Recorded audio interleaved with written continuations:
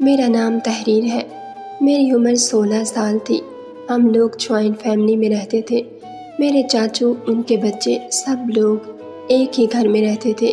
میری امی اس گھر کے ماحول سے بہت زیادہ تنگ تھیں، لیکن مجھے یہ اچھا لگتا تھا کیونکہ یہاں پر میرے سارے رشتہ دار ایک ساتھ رہتے تھے۔ امی کہتی تھی کہ یہ لوگ بالکل بھی اچھے نہیں، جب یہ ظلم کرنے پہ آتے ہیں تو یہ نہیں دیکھتے کہ کیا کر رہے ہیں۔ پتہ نہیں، شاید انہوں نے میری امی کے ساتھ ظلم کیا تھا، لیکن مجھے تو ایسا کچھ نہیں لگتا۔ سب لوگ مجھ سے بہت پیار کرتے تھے۔ میں بہت زیادہ خوبصورت تھی، پر ایک بات بری تھی کہ میٹرک کے بعد پڑھائی نہیں کرواتے تھے۔ لیکن میرے ایک چاچو اچھے تھے، پڑھے لکھے تھے۔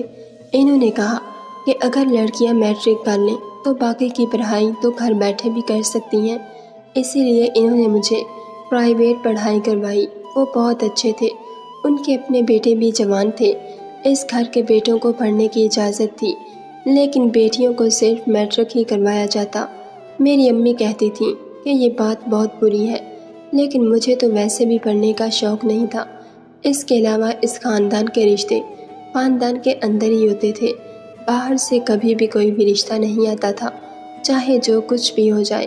اسی طرح میرے کزنوں کی ان کے کزن کے ساتھ ہی شادی کروائی گئی۔ اب میرے لیے میری بھابھی کے بھائی کا رشتہ پسند کر لیا گیا تھا، جو رشتے میں میرا کزن لگتا تھا۔ مجھے شادی کرنے کا کوئی شوق نہیں تھا، میں ذمہ داری نہیں لینا چاہتی تھی، لیکن میں یہاں پر کچھ بول نہیں سکتی تھی۔ میری منگنی کروا دی گئی اور کہا گیا کہ 6 مہینے بعد شادی کروا دی جائے گی۔ یہاں پر کام کرنے کے لیے بہت سارے نوکر تھے۔ ہم لوگ خود کام نہیں کرتے تھے، صرف کھانا پکانا خود کرتے تھے، کیونکہ میرے دادا کہتے تھے نوکروں کے ہاتھ کا کھانا نہیں کھا سکتے۔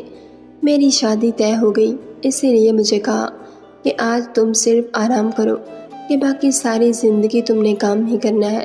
میں بھی بڑی خوش تھی، سارے میرا بہت خیال کر رہے تھے، یہاں تک کہ ایک نئی نوکرانی کو بھی رکھ لیا گیا جس کا نام صفیہ تھا۔ وہ اپنے چہرے پر عجیب طریقے سے نقاب کر کے رکھتی۔ اس نے اپنا دوپٹہ اپنے منہ میں ڈالا ہوا ہوتا، یعنی اس کا آدھا چہرہ نظر آتا، اور وہ کہتی تھی کہ میرے چہرے پر داغ دھبے ہیں، اسی لیے میں ایسا کرتی ہوں۔ ہم لوگوں کو نوکر کے معاملے میں بولنے کا تو کوئی شوق تھا نہیں، اور نہ ہی ہمارا بولنا بنتا تھا۔ ہمارے لیے تو وہ ہمارے نوکر ہیں۔ ہمارے گھر میں اللہ کا دیا سب کچھ تھا۔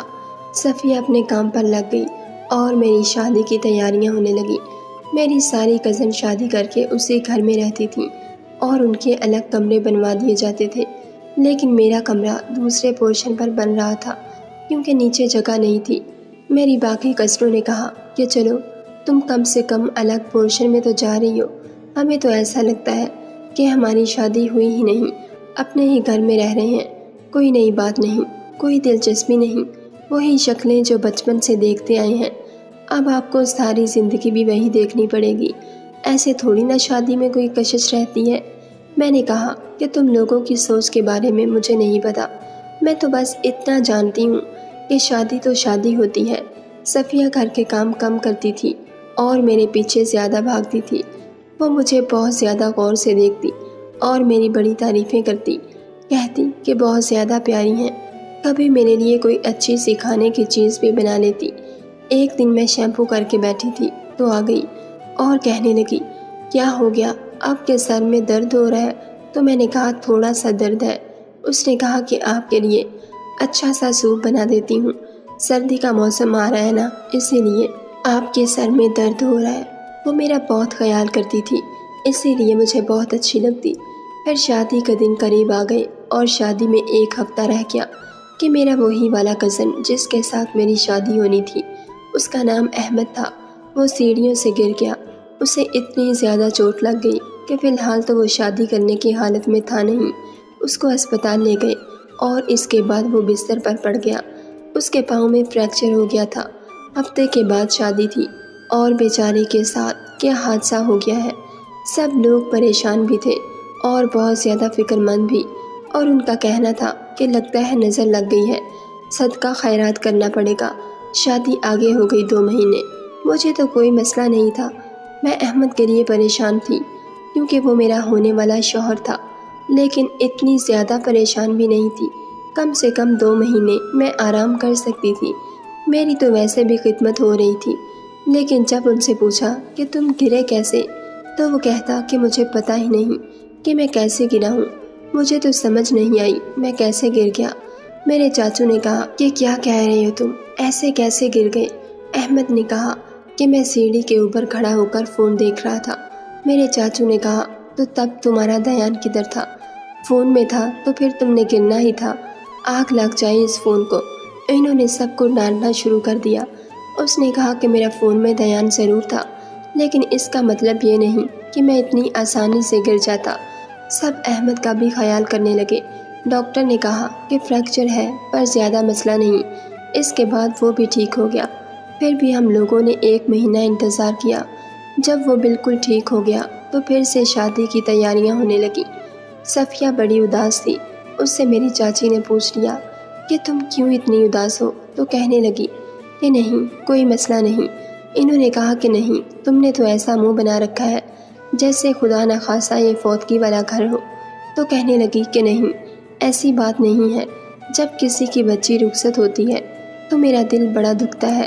سب نے کہا کہ یہ رخصت تھوڑی ہو رہی ہے، یہ تو اپنے ہی گھر میں رہے گی، یہ تو بڑی خوش نصیب ہے، اسے اپنے ماں باپ سے بھی دور نہیں جانا پڑے گا، اور اس کے سسرال والے بھی اس کے اپنے خاندان والے ہیں، یہی تو فائدہ ہوتا ہے خاندان میں شادی کرنے کا۔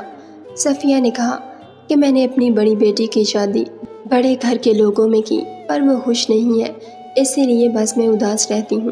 میں نے کہا کہ چلو اللہ اس کے لیے بھی آسانی کرے گا۔ ایک دن میں نے اپنی ایک کزن کو روتے ہوئے دیکھا، وہ پوری طرح رو رہی تھی۔ میں نے اسے دیکھ لیا، اس کے چہرے پر تھپڑ کا نشان بھی تھا۔ میں نے کہا کہ یہ کیا تمہیں کسی نے مارا ہے؟ اس نے کہا کہ مجھے عمر نے مارا ہے اور مجھے روز ہی مار پڑتی ہے۔ میں نے کہا ابھی تمہاری شادی کو زیادہ عرصہ بھی نہیں ہوا، پھر تمہارے حالات اس مقام پر کیسے پہنچ گئے؟ اس نے کہا کہ حالات پہلے سے اس مقام پر ہیں، ہم لوگ ایک دوسرے کی شکل بچپن سے دیکھ رہے ہیں، ہمارے پاس ایک دوسرے کے لیے کچھ نیا نہیں، ہم ایک دوسرے سے تنگ آ گئے ہیں، یہ پتہ نہیں باقی کی زندگی کیسے گزرے گی، اپنوں میں کوئی شادی نہ کرے تو ہی اچھا ہے۔ دوسری طرف میری اپنی بھابھی کے 2 مس کیریج ہو چکے تھے، ان کی کزن میرج کی وجہ سے ان کے ہاں بچے پیدا نہیں ہو رہے تھے، لیکن گھر والوں کا کہنا تھا کہ جب اللہ نے دینی ہوگی اولاد تو دے دیں گے، لیکن بھابھی کے 2 مس کیریج ہونے کی وجہ سے ان کی صحت بہت زیادہ خراب ہو گئی تھی، وہ بہت زیادہ دبلی پتلی ہو گئی تھی اور ہر ٹائم تھکی رہتی۔ یہ سارے معاملات دیکھ کر تو اب مجھے ڈر لگ رہا تھا۔ پہلے میں اپنی شادی کو لے کر سنجیدہ نہیں تھی، لیکن اب پھر سے شادی کی تیاریاں ہونے لگیں۔ 1 ہفتے بعد شادی تھی۔ میرا ہونے والا شوہر بالکل ٹھیک ہو چکا تھا۔ اب تو میرا دل گھبرانے لگا اور میں سوچنے لگی کہ میں کیا کروں، لیکن شادی سے انکار کرنے کا میرے پاس آپشن نہیں تھا اور میری شادی ٹل بھی نہیں سکتی تھی۔ پھر کیا ہو سکتا تھا؟ ایک دن میں اداس بیٹھی تھی کہ صفیہ وہاں آئی اور کمرے سیٹنگ کرنے لگی۔ اس نے مجھ سے پوچھا کہ آپ کیوں پریشان ہو؟ میں نے کہا کہ شادی ہونے والی ہے، اسی لیے پریشان ہوں۔ اس نے کہا کہ یہ شادی آپ کی مرضی سے نہیں ہو رہی۔ میں نے کہا کہ مرضی سے ہو رہی ہے پر پسند سے نہیں ہو رہی، لیکن اس گھر میں پسند کی شادی کا کوئی رواج ہی نہیں، اس لیے یہ تو ہو ہی نہیں سکتا۔ لڑکیوں کو میٹرک کے بعد گھر بٹھا لیا جائے گا، نہ ہی کہیں آنا جانا، نہ ہوٹل جاتے ہیں، نہ کسی کالج وغیرہ میں پڑھتے ہیں۔ جب کسی سے ملنا ہی نہیں تو کسی کو پسند کیسے کریں گے؟ فون رکھنے کی بھی اجازت نہیں۔ ہمارے بڑے سمجھدار ہیں، یہ اچھی بات ہے۔ اگر کسی کو پسند کر بیٹھے تو کون سی انہوں نے ہماری اس کے ساتھ شادی کروا دینی تھی، اپنا ہی دل چلانا تھا۔ صفیہ نے کہا کہ محبت کی شادی میں انسان خوش رہتا ہے۔ میں نے کہا کیوں، باقی شادیوں میں انسان خوش نہیں رہتا؟ تو اس نے کہا کہ نہیں، محبت کافی کچھ بچا لیتی ہے۔ جب انسان لڑتا ہے تو سوچتا ہے کہ نہیں میں نے اس سے محبت کی تھی، میری پسند کا انسان ہے، تو تھوڑا بہت لحاظ کر لیتا ہے۔ محبت کی شادی میں بھی لوگ جھگڑے تو کرتے ہیں، لیکن پھر بھی ان کے بیچ میں محبت ہوتی ہے، اور محبت اللہ کا دیا خوبصورت جذبہ ہے۔ صفیہ کی بات دل کو لگی، لیکن اب تو میری شادی ہو رہی تھی، کیا ہو سکتا تھا؟ شادی کے دن جیسے جیسے قریب آنے لگے گویا گھر میں مصیبت ہی ٹوٹنے لگی۔ شامیانے میں آگ لگ گئی تو سارے شامیانے ٹوٹ گئے۔ ان کے مالک کو پیسے دے کر دوسرے سے بات کرنی پڑی، لیکن شادی سیزن چل رہا تھا۔ اس نے کہا کہ 2 ہفتے تک میں دوسرا سیٹ نہیں دے سکتا۔ پورے شہر میں کہیں سے بھی ہمارے لیول کے شامیانے نہیں مل رہے تھے، کیونکہ ہمیں چاہیے بھی بہت اچھے والے تھے۔ یہ مسئلہ اپنی جگہ بن گیا۔ اس کے بعد سے بھی عجیب و غریب حرکتیں ہوتی رہیں۔ پورے گھر کی بجلی خراب ہو گئی تو کبھی کچھ ٹوٹ جاتا۔ سب کہہ رہے تھے یہ پتہ نہیں کیا ہو گیا ہے، نظر لگ رہی ہے بار بار۔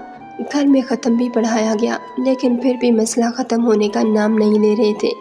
اور پھر ایک دن کچھ ایسا ہو گیا کہ دنیا کی سب سے بڑی مصیبت میرے سر پر آن گری۔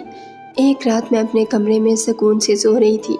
یہ میری مہندی کی رات تھی اور اگلے دن میری شادی تھی۔ صبح میری بارات تھی۔ اچانک آدھی رات کو میری آنکھ کھلی تو باہر شور سنائی دیا۔ شور کو سن کر ایسا لگ رہا تھا جیسے میرے سارے گھر والے ایک دوسرے سے لڑ رہے تھے۔ میں بھی پریشان ہو گئی۔ میں باہر نکلی تو سب مجھے عجیب سی نظروں سے گھورنے لگے۔ سب لوگ مجھے ایسے دیکھ رہے تھے جیسے بہت عرصے بعد کوئی مجرم مل جاتا ہے تو سب لوگ اسے دیکھتے ہیں۔ میں نے کہا کہ کیا ہو گیا ہے تو میری چاچی، وہی جو کہ میری ہونے والی ساس بھی تھی، بولی کہ تم سے یہ امید نہیں تھی۔ میری ماں رو رہی تھی اور میرے بابا سر جھکائے کھڑے تھے۔ میرے بھائی کے چہرے پر بھی غصہ تھا، کزنوں کے چہرے پر بھی، اور چاچو تو ایسے مجھے دیکھ رہے تھے جیسے مجھے جانتے ہی نہیں۔ میرا ہونے والا شوہر بھی منہ پھیر کر کھڑا تھا، کیونکہ بھابھی نے میرے کمرے سے کسی کو نکلتے دیکھا تھا۔ اس نے یہ بات سب کو بتا دی کہ میں نے اس کے کمرے سے کسی مرد کو نکلتے ہوئے دیکھا ہے اور اسے پکڑ بھی لیا تھا۔ اسے باہر گھر کے صحن میں بٹھایا ہوا تھا اور اسے مارا بھی تھا۔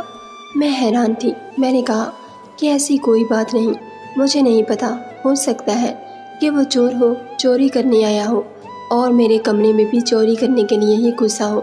تو میرے چاچو نے میرے منہ پر تھپڑ دے مارا اور کہا کہ اس طرح کے جھوٹ بولنے کی ضرورت نہیں، کیونکہ وہ بتا چکا ہے کہ وہ تمہارا عاشق ہے اور تم سے ملنے کے لیے آیا تھا۔ میرا منہ کھلے کا کھلا رہ گیا۔ میں حیران رہ گئی کہ یہ کون انسان ہے جو مجھ پر اتنا بڑا الزام لگا رہا ہے۔ میں نے کہا کہ کون ہے وہ، مجھے بھی تو پتہ چلے۔ تو سب نے کہا کہ ایک تو اس طرح کی حرکت کرتی ہو، اوپر سے اس کی شکل دیکھنے کی بات کرتی ہو۔ اس کے بعد مجھے کسی نے ایک لفظ نہ بولنے دیا، حالانکہ میں بالکل پاک دامن تھی، مگر کسی نے میرا یقین نہ کیا۔ گھر کے سارے آدمی آپس میں کوئی بات چیت کرنے لگے۔ میرے چاچو اور میرے بابا نے بھی کہا کہ اس کو گھر سے نکالو، نہیں تو بدنامی ہوگی ہم سب کی۔ ابھی تو بات اس گھر میں ہی ہے۔ وہ کیسے مجھے گھر سے نکالنے کی بات کر رہے تھے۔ ایک دن پہلے تو سب مجھ سے اتنا پیار جتا رہے تھے اور آج سب لوگ مجھے گھر سے نکالنا چاہتے تھے۔ سب لوگوں نے مشورہ کیا اور بڑوں نے یہ بات نکالی کہ اسی شخص کے ساتھ ہی اس کا نکاح کروا دیا جائے اور اسے ابھی کے ابھی اس گھر سے نکال دیا جائے، کیونکہ اس نے سارے گھر کی عورتوں اور مردوں کی عزت خراب کی ہے۔ اس گھر میں آج تک کسی لڑکی نے ایسا کام نہیں کیا، تو یہ کیا انوکھی آئی ہے۔ اور کچھ دیر بعد اسی آدمی سے بھائی نے زبردستی میرا نکاح کروا کر گھر سے نکال دیا۔ میں باری باری مدد مانگنے کے لیے سب کے پاس گئی۔ اپنے بابا کے پاس آئی تو انہوں نے مجھ سے بات بھی نہیں کی۔ اپنی امی کے پاس گئی تو انہوں نے روتے ہوئے کہا کہ ہم نے تمہارے لیے اچھی زندگی سوچی تھی، لیکن تم نے خود اپنے پاؤں پر کلہاڑی ماری ہے۔ اپنے چاچو کے پاس گئی تو وہ بھی میرے سے بات نہیں کرنا چاہتے تھے، اور باقی عورتیں تو ویسے ہی مجھے طعنہ دے رہی تھیں۔ میری شادی اس انسان کے ساتھ کروا دی گئی، میرا نکاح کروا دیا گیا۔ میرا کچھ سامان ایک بیگ میں ڈال کر مجھے صبح ہونے سے پہلے پہلے اس شخص کے ساتھ رخصت کر دیا گیا۔ میں نے اس شخص کی شکل غور سے نہیں دیکھی تھی۔ میں بہت چیخی، بہت چلائی۔ میں نے کہا کہ میں نے نہیں جانا، مجھے اس کے ساتھ نہیں بھیجیں، میں تو اسے جانتی بھی نہیں ہوں۔ آپ لوگوں کو غلط فہمی ہوئی ہے۔ کل کو اگر حقیقت آپ لوگوں کے سامنے آ گئی تو میں آپ میں سے کسی کو بھی معاف نہیں کروں گی۔ میرے رشتہ داروں نے مجھے کہا کہ تم کیا معاف نہیں کرو گی؟ ہم تمہیں کبھی معاف نہیں کریں گے۔ تمہیں جتنی جلدی ہو سکے اس گھر سے نکال دیں گے اور لوگوں کو کہیں گے کہ تمہارے لیے ہم مر گئے ہیں۔ ہم نے تم پر انا للہ و انا الیہ راجعون پڑھ دیا ہے۔ اپنی شکل دوبارہ نہ دکھانا ہمیں، تم سے کوئی بھی رشتہ نہیں رکھنا۔ تم سے کتنی محبت کی، اتنا ہی تم نے ہمیں دھوکہ دیا۔ اس گھر میں جتنی لڑکیاں تھیں ان سب کی شادی کروائی، ان سے مرضی پوچھی تھی تم سے بھی پوچھا تھا، تب تم نے ایسی کوئی بات نہیں کی تھی۔ اگر پہلے بتا دیتی کہ تم اس طرح کی ذلیل حرکت کرو گی تو ہم تمہیں پہلے ہی اسی کے ساتھ بھیج دیتے۔ اندھیرا تھا، اس کے بعد ہم لوگ رکشے کے اندر بیٹھے تھے۔ مجھے رکشے کی آواز آ رہی تھی اور میری آنکھوں سے آنسو بہہ رہے تھے۔ ہم لوگ کہاں جا رہے تھے مجھے کچھ پتہ نہیں تھا۔ میرا دماغ جیسے معاف ہو گیا تھا۔ میری زندگی میں کیا ہو گیا تھا؟ ابھی تو میں سکون سے سو رہی تھی اور اب سب کچھ برباد ہو گیا تھا۔ سب نے کہا تھا کہ اپنی شکل مت دکھانا، ہم تمہارے لیے مر گئے ہیں، اس گھر کے دروازے بھی تمہارے لیے بند ہیں۔ وہ آدمی سارے راستے مجھ سے منہ چھپاتا رہا۔ کیسی زندگی تھی میری! میں جس شخص کو پہچانتی تک نہیں تھی، یہاں تک کہ میں نے اسے غور سے دیکھا بھی نہیں تھا۔ میں اس کے نکاح میں تھی اور میں بدنام ہو چکی تھی۔ میرے اوپر سے میرے گھر والوں کا یقین اٹھ گیا تھا اور سارے کے سارے ہی میرے خلاف ہو گئے تھے۔ میں نے اس کی طرف دیکھا لیکن مجھے اس کا چہرہ ٹھیک سے نظر نہ آیا۔ میں نے اس سے کہا کہ میری زندگی برباد کر کے تمہیں کیا ملا؟ اس نے جواب نہیں دیا اور کافی دیر بعد وہ مجھے اپنے ٹوٹے ہوئے مکان میں لے آیا۔ میں نے آس پاس دیکھا تو یہ گھر تو بہت ہی خستہ حال تھا۔ یہاں پر نہ ہی کوئی ڈھنگ کے کمرے بنے ہوئے تھے اور نہ ہی کچھ اور۔ میری زندگی برباد ہو گئی تھی۔ یہ گھر بھی میری زندگی کی طرح ہی تھا۔ اس نے مجھے کمرہ دکھایا اور کہا کہ آپ کے لیے میرے پاس زیادہ اچھا گھر نہیں ہے، لیکن فی الحال یہی میرا گھر ہے۔ اس کی آواز سن کر تھوڑی حیران ہوئی کیونکہ ابھی میں نے اس پر غور کیا تھا۔ میں نے کہا کہ تم نے چہرہ کیوں چھپا رکھا ہے؟ اپنا چہرہ تو دکھا دو، مجھے بھی پتہ چلے کہ جس نے میری زندگی برباد کی ہے اس کا چہرہ کیسا ہے۔ مگر جب اس نے اپنے چہرے سے کپڑا ہٹایا تو میں بے ہوش ہو کر گر پڑی۔ جب مجھے ہوش آیا تو میرا شوہر میرے سرہانے بیٹھا میرا سر دبا رہا تھا۔ میں حیران و پریشان رہ گئی اور اس سے دور ہٹ گئی کیونکہ وہ میرا شوہر نہیں، وہ تو صفیہ تھی۔ وہ تو میری نوکرانی تھی، وہی نوکرانی جو ہمارے گھر میں کام کرتی تھی اور مجھے سب سے زیادہ پیار کرتی تھی۔ لیکن یہ میرے شوہر کی طرح کیوں نظر آ رہی تھی؟ یا پھر اس کی شکل میرے شوہر سے مل رہی تھی؟ اور کیا میرے شوہر کی شکل اس سے مل رہی تھی؟ پتہ نہیں کیا تھا، میرا دماغ گھوم چکا تھا۔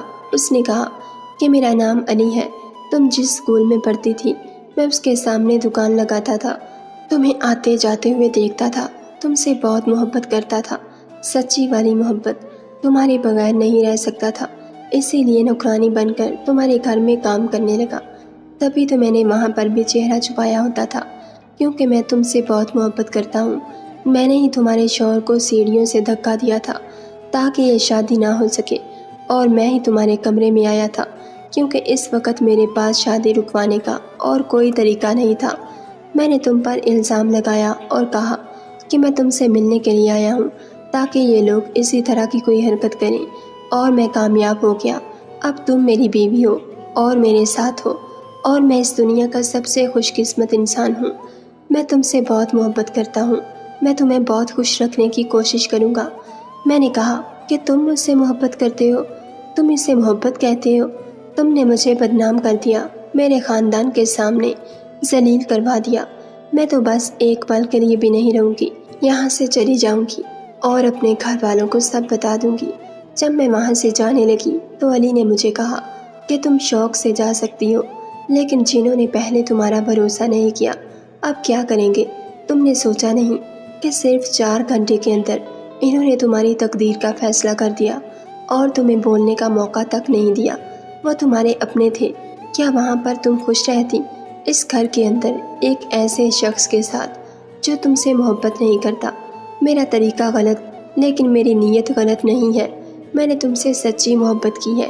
میرے قدم یہ سوچ کر کے رک گئے کہ واقعی میرے گھر والوں نے میرے ساتھ کیا کیا۔ کم سے کم سوچ لیتے، سمجھتے، مجھ سے پوچھ لیتے۔ میرے ماں باپ کیا اتنا نہیں کہہ سکتے تھے کہ ہمیں اپنی بیٹی پر بھروسہ ہے، یہ ایسا نہیں کر سکتی؟